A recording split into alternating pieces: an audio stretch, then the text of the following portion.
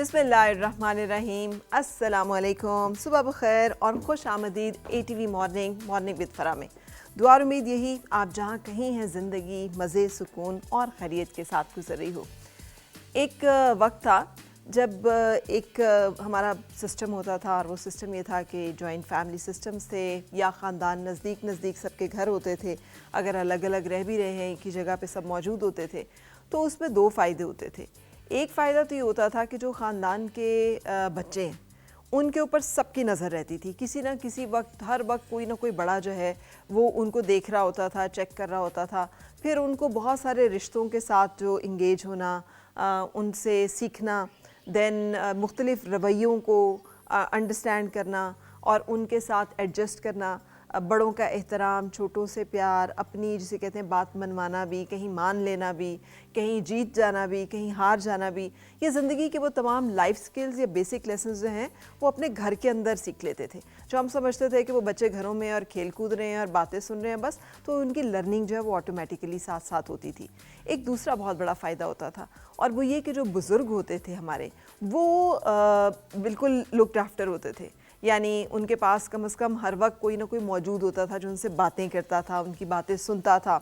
अगर आप गांव में देहात में चले जाए ना तो वहाँ पे जो एक बैठक का निज़ाम होता था या हमारे जो थड़े चबूतरे जो भी आप कह लें, उसको जा कह लें, या जो भी ऐसी कोई जगह थी, वहाँ पर बुज़ुर्गों के पास लोग आके बैठते थे, उनसे बातें करते थे, उनकी बातें सुनते थे।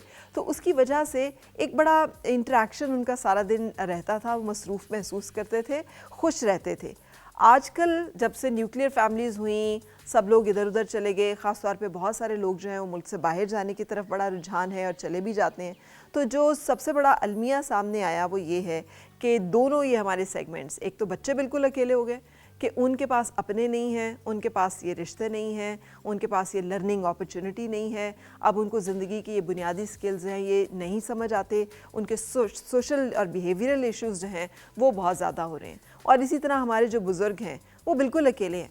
आप किसी बड़े से बड़े घर में चले जाएं, ज़्यादातर ये मसला जो है ये हमें अपर मिडिल एंड जो हमारी अपर क्लास है उसमें ज़्यादा दिखाई दे रहा है। मिडिल क्लास में भी बहुत ज़्यादा है कि बच्चे जो हैं या पढ़ने के लिए बाहर हैं या मुलाजमतों के लिए बाहर हैं या देहात में हैं तो शहरों में हैं कि या दूसरे शहरों में हैं, किसी भी वजह से। लेकिन बुज़ुर्ग जो हैं, वालिदैन जो हैं वो बिल्कुल अकेले हैं ज़िंदगी के उस स्टेज पे, जबकि वो ज़ईफ़ हैं, वो कमज़ोर हैं, उन्हें ज़रूरत है ना सिर्फ ये कि कोई फ़िज़िकली उनके पास मौजूद हो बल्कि उनसे बातें करे।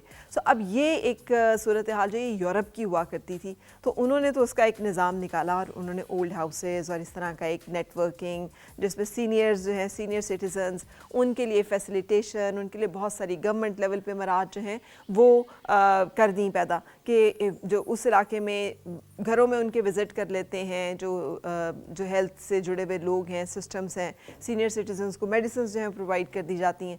लेकिन हमारे यहाँ पर तो इस तरह का कोई निज़ाम भी नहीं है। अगर कोई बुज़ुर्ग बीमार हो जाए तो उसको लेके जाना पड़ता है हॉस्पिटल, किसी को उसको अटेंड करना पड़ता है, दवाई भी खुद ला के देनी पड़ती है।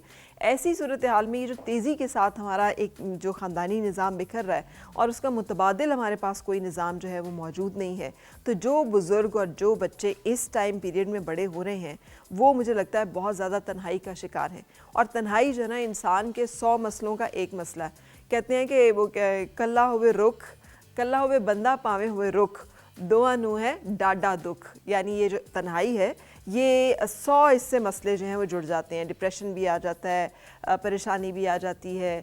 फिर एक जो रिसर्च जो बहुत सारी दफ़ा शेयर हुई कि ज़िंदगियाँ लंबी जिन इलाकों में हैं लोगों की वो क्यों हैं, तो एक तो वजह उसमें ये पाई गई कि उनकी डाइट, उनकी जो चलना फिरना, उनकी मूवमेंट है, समहाउ वो लोग जो हैं वो एक दूसरे से। और तीसरी जो फैक्टर पाया गया वो ये कि वो खुश रहते हैं, बातें करते हैं, उनका समाजी सर्कल जो है वो बड़ा मजबूत है। वो इकट्ठे बैठते हैं वहाँ बुज़ुर्ग, वो एक दूसरे की बातें सुनते हैं, वो हंसते हैं, वहाँ मुश्तरका ख़ानदानी निज़ाम है। यही बातें जो मैं अभी करके हटी हूँ। सो हमें अब गौर करना पड़ेगा कि हम कैसे अपने एक तो जो हमारा सोशल सिस्टम है उसमें आने वाली इन तब्दीलियों को कैसे एड्रेस करें और इनके क्या हल निकालें। क्योंकि मैं ये ऑब्ज़र्व कर रही हूँ और मैं बहुत सारे ऐसे घरों को जानती हूँ जिसमें मैं गई हूँ और हर तरफ यही मैंने कहानी सुनी है कि बच्चे बाहर हैं और बुज़ुर्ग जो हैं वो घर में अकेले हैं। सो इस मसले के बारे में कुछ तो हमें सोचना होगा। ज़िंदगी की दौड़ में दौड़ना बहुत अच्छी बात है, लेकिन उस दौड़ में अगर हम नहीं ख्याल करेंगे अपने बच्चों का और अपने बुज़ुर्गों का, तो ये प्राइसेस फिर हमें अपनी ज़िंदगी में कहीं जाके पे करनी पड़ेंगी। आखिर किसी न किसी वक्त पे हम भी तो बुज़ुर्ग होंगे, तो उस वक्त के लिए क्या निज़ाम होगा? क्या यही सिस्टम जिसमें हमने अपने वालिदैन को छोड़ा हुआ है, क्या यही ज़िंदगी और यही सूरत हाल हम जीने के लिए तैयार हैं? सोचिएगा और लेट्स ट्राई कि इसके बारे में हम कोई इवॉल्व कर सकें कोई system, and let's hope and wish for that. इसी एक थॉट के साथ अपने आज के शो को स्टार्ट करेंगे और एक ब्रेक के बाद मैं आपकी मुलाकात कराऊंगी अपने आज के मेहमानों से।